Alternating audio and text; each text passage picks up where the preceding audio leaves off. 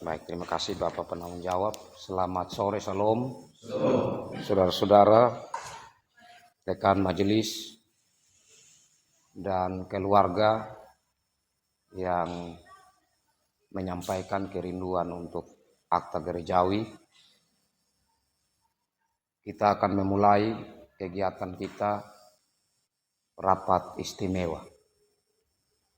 Dan melandasi itu kita akan bersama-sama beribadah. Karena itu mari kita siapkan hati kita untuk kita masuk dalam ibadah. Saya ajak kita bersama-sama menyanyi, memuji, memuliakan Tuhan dari Kidung Jemaat 183. Kidung Jemaat 183 bait 1. Menjulang nyata atas bukit kala dan kata-kata selanjutnya. Bagai pelaut yang karam merindukan, di ufuk timur pagi mereka. Mari kita berdoa. Kami sungguh bersyukur padamu ya Tuhan dalam Yesus Kristus Kepala Gereja, yang memberi kesempatan kami menikmati minggu-minggu sengsara dalam perenungan tentang penderitaan Yesus Kristus. Dan kami bersyukur karena sore hari ini Tuhan pertemukan kami di sini dalam rangka rapat istimewa Majelis Jemaat Hupumada berhubungan dengan anak-anak Tuhan yang menyampaikan kerinduan mereka untuk akta gerejawi. Ya Allah Bapa di sorga, kami melandasi kegiatan ini dengan kami bersama-sama beribadah kepada Tuhan. Dengan kami memuji memuliakan nama Tuhan dan mendengar sabda Tuhan. Di saat sebentar kami mendengar merenungkan firman-Mu ya Tuhan. Kami rindu firman-Mu ini kami mengerti dan menjadi pegangan kami. Karena firman-Mu lah yang mengarahkan kami semakin mengenal Tuhan dan kehendak Tuhan dalam hidup ini. Karena itu kami mohon Roh Kudus Tuhan berkarya di dalam kami. Memberi kepada kami pengertian akan firman-Mu yang akan kami baca, dengar dan renungkan. Dan hamba-Mu yang saat ini Tuhan percayakan menyampaikan firman-Mu, hamba ini manusia yang tidak layak. Biarlah Tuhan pakai hamba-Mu ini dengan Roh Kudus-Mu yang berkarya. Biarlah kami semua diberkati oleh sabda. Ya Allah Bapa di sorga, mari datang dan berfirman-Lah. Kami bersedia membuka pikiran hati kami untuk menerima firman-Mu dan bersedia untuk melakukan. Dalam Yesus Kristus firman yang hidup kami berdoa. Amin. Kekasih-kekasih Tuhan, bagian firman Tuhan dari Mazmur pasal 24. Mazmur pasal 24 ayat 1 sampai ayat 10. Judul perikop, kedatangan Raja Kemuliaan dalam Bait Allah. Mazmur Daud. Tuhanlah yang empunya bumi serta segala isinya, dan dunia serta yang diam di dalamnya. Sebab dialah yang mendasarkannya di atas lautan, dan menegakkannya di atas sungai-sungai. Siapakah yang boleh naik ke atas gunung Tuhan? Siapakah yang boleh berdiri di tempatnya yang kudus? Orang yang bersih tangannya dan murni hatinya, yang tidak menyerahkan dirinya kepada penipuan dan yang tidak bersumpah palsu. Dialah yang akan menerima berkat dari Tuhan dan keadilan dari Allah yang menyelamatkan dia. Itulah angkatan orang-orang yang menanyakan dia, yang mencari wajah-Mu ya Allah Yakub. Angkatlah kepalamu hai pintu-pintu gerbang, dan terangkatlah kamu hai pintu-pintu yang berabad-abad, supaya masuk Raja Kemuliaan. Siapakah itu Raja Kemuliaan? Tuhan jaya dan perkasa, Tuhan perkasa dalam peperangan. Angkatlah kepalamu hai pintu-pintu gerbang, dan terangkatlah kamu hai pintu-pintu yang berabad-abad, supaya masuk Raja kemuliaan. Siapakah dia itu Raja kemuliaan? Tuhan semesta alam, dialah Raja kemuliaan. Demikian bagian firman Tuhan. Berbahagialah setiap orang, dan kiranya termasuk saya dan saudara yang selalu rindu membaca firman, mendengar firman, merenungkan dan menerima firman, serta melakukan firman Tuhan itu dalam hidup kita. Shalom. Kekasih-kekasih Tuhan, dari nyanyian Daud ini mau menyatakan yang pertama, bahwa Tuhan yang disembah oleh dia dan bangsa Israel adalah Tuhan pencipta dan penyelenggara hidup dan segala sesuatu yang menjadi bagian dari ciptaan. Jadi bukan Tuhan yang setelah mencipta lalu meninggalkan terserah ciptaannya itu mau bagaimana, tidak. Tetapi Tuhan terus mengontrol, Tuhan terus memelihara keberlangsungan dari ciptaannya. Itu yang pertama yang harus dihayati oleh umat Israel, dan tentu oleh pemazmur ini sendiri. Selanjutnya, kekasih-kekasih Tuhan, dikatakan di sini bahwa Tuhan itu yang adalah pencipta dan yang adalah penyelenggara hidup itu. Dia adalah Raja kemuliaan yang datang untuk menjumpai. Jadi pertama-tama bukan manusia khususnya yang diciptakan Allah serupa dan segambar dengannya, yang datang untuk menjumpai Tuhan. Tetapi Tuhanlah yang datang menjumpai manusia. Tuhanlah sejak dari penciptaan yang telah menjumpai manusia pertama, yang memberi kepada manusia itu perintah, dan saat manusia itu jatuh dalam dosa, Tuhanlah yang pertama-tama mencari mereka, membuktikan bahwa bagaimanapun manusia itu sampai pada akhirnya memberontak terhadap Tuhan, Tuhan tetap mencari dia. Jadi pemazmur mengatakan bahwa Tuhan yang adalah Raja kemuliaan itu mau datang. Selanjutnya, Tuhan yang datang menjumpai itu, Ia berada di tempat yang kudus. Di sini atas gunung itu berhubungan dengan tempat bait Allah, Gunung Sion. Tuhan mau menjumpai umatnya di Gunung Sion itu, di bait Allah itu. Dan siapakah mereka yang boleh untuk ada di dalam persekutuan dengan Tuhan di atas gunung atau di bait Allah itu? Ayat 4. Orang yang bersih tangannya dan murni hatinya, yang tidak menyerahkan dirinya kepada penipuan dan yang tidak bersumpah palsu. Bersih tangannya, tangan itu bagi bangsa Israel tentu saat mereka mendengar, membaca atau menyanyikan lagu ini, mereka mengerti bahwa itu maksudnya pekerjaan, karena tangan itu digunakan untuk bekerja. Jadi orang yang betul-betul jujur saat bekerja, orang yang betul-betul menghargai waktu yang Tuhan berikan kepada mereka dengan selalu melibatkan Tuhan di dalam pekerjaan mereka itu. Orang yang bersih tangan.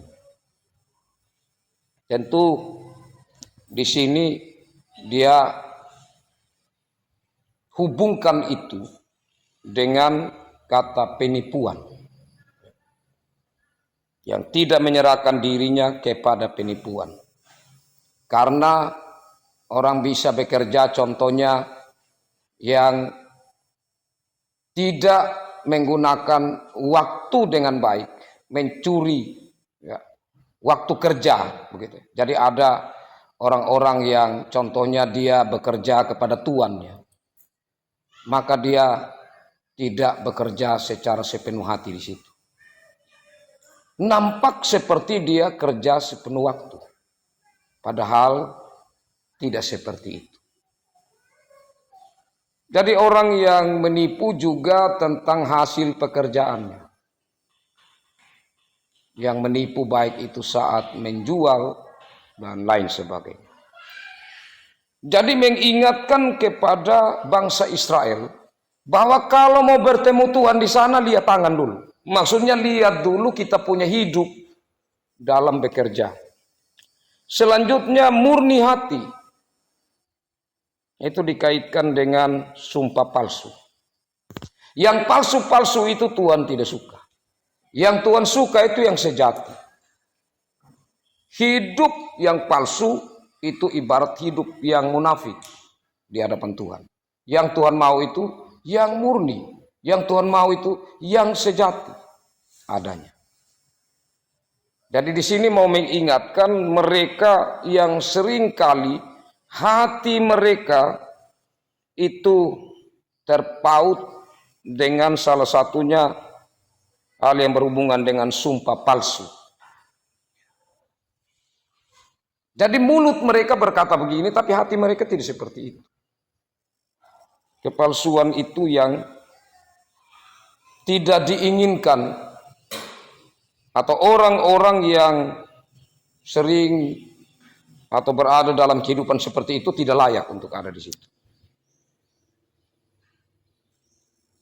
Nah, kekasih-kekasih Tuhan, siapakah yang berhak ada di sana, bersih tangannya dan yang murni hatinya, dan mereka itu yang ayat 5 akan menerima berkat dari Tuhan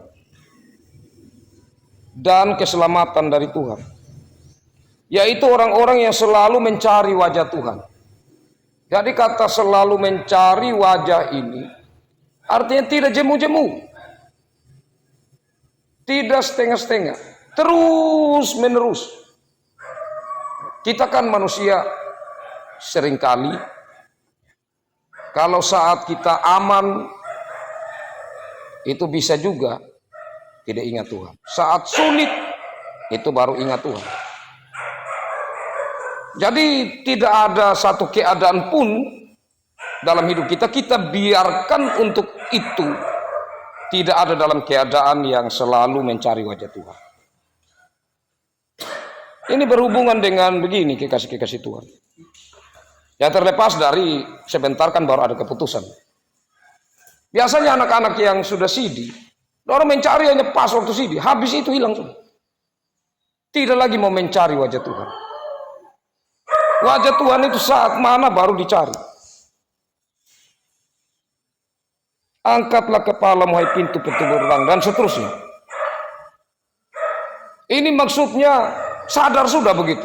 Hati yang lama tertutup ini buka sudah. Supaya dia connect. Supaya dia nyambung. Antara Tuhan yang datang dengan manusia yang menyambut itu. Dia bisa connect. Tuhan datang dan berdiam di bait Allah. Dan umat pergi untuk berjumpa dengan Tuhan. Dia akan connect. Bagi mereka yang tadi ini. Kalau tidak, maka itu ibadah palsu, bukan ibadah yang sejati, ibadah yang murni di dalam Tuhan. Jadi apa ini pintu gerbang, ya, pintu-pintu yang berabad-abad? Ini berhubungan dengan kekerasan hati, ya, berhubungan dengan egois atau ego yang menutup diri untuk selalu belajar taat kepada Tuhan. Selalu belajar untuk tadi itu dalam bekerja supaya tangan tetap bersih, menjaga hati supaya hati tetap bersih. Nah, kekasih-kekasih Tuhan yang terakhir, berbicara tentang Raja kemuliaan di sini, tentu tidak dapat dilepaskan dengan perjanjian baru, yaitu Yesus Kristus sendiri. Tidak bisa dilepaskan. Karena kalau gambaran tentang nyanyian ini adalah satu persekutuan di mana Tuhan turun ke dunia yang Ia ciptakan, Ia selenggarakan untuk bertemu dengan umatnya yang benar-benar taat kepadanya untuk membangun persekutuan yang indah itu. Itu menunjukkan bahwa bumi ini, maka di situ ada sebuah kerajaan Allah yang dibangun, di mana Allah berdiam dan orang-orang yang hidup seturut dengan Allah menikmati persekutuan itu. Kehadiran Yesus ke dalam dunia membangun kerajaan Allah. Nah, dan umat Kristiani, saya dan saudara termasuk di dalamnya, yang dipanggil untuk menikmati Yesus Kristus yang adalah bait Allah itu. Bagaimana kita bisa koneksi dengan Yesus? Bisa terhubung selalu. Digambarkan oleh kitab perjanjian baru, Yesus adalah kepala, kita adalah tubuh. Bagaimana supaya kepala dengan tubuh ini bisa menyatu? Yang kudus dengan yang tidak kudus, tetapi yang sudah dikuduskan. Yang benar dengan yang tidak benar, tetapi yang sudah dibenarkan, ini bisa nyambung. Maka disinilah kita selalu merenungkan bahwa perjalanan hidup kita yang ada dalam kerajaan Allah selalu terus memberi diri diperbaharui. Memberi diri diperbaharui ini tidak gampang. Kenapa? Karena kita harus menjadi seperti emas yang terus dibakar. Harus memberi diri. Kita menjadi bejana yang terkadang Tuhan hancurkan kembali, ramas kembali untuk membentuk semakin menjadi lebih indah. Itu tidak gampang. Itu sakitnya luar biasa. Tetapi menjadi lebih indah. Siapa yang tidak rindukan seperti itu? Karena Yesus Kristus yang sudah meremukkan dirinya supaya kita menjadi mulia. Dia mulia adanya.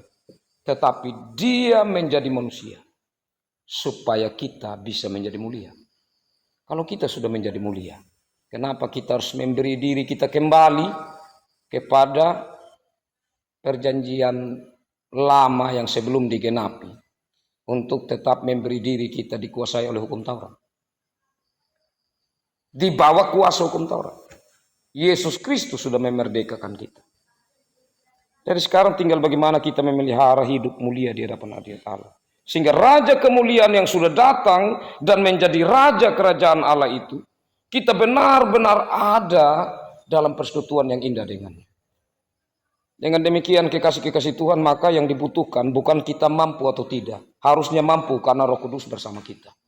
Tapi apakah kita bersedia untuk terus belajar ada di dalam lingkup persekutuan yang mulia dengan Allah? Tinggal itu.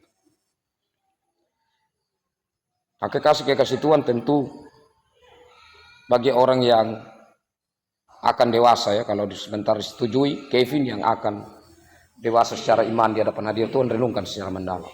Bapak Kaila, Mama Kaila, renungkan bahwa anak-anak kita saat dimeteraikan, maka dia sudah masuk di dalam bagian kerajaan Allah. Menjadi tanggung jawab yang tidak mudah bagi kita. Tuhan memberkati firman-Nya dan memberkati kita semua. Amin. Kekasih-kekasih Tuhan, menyambut akan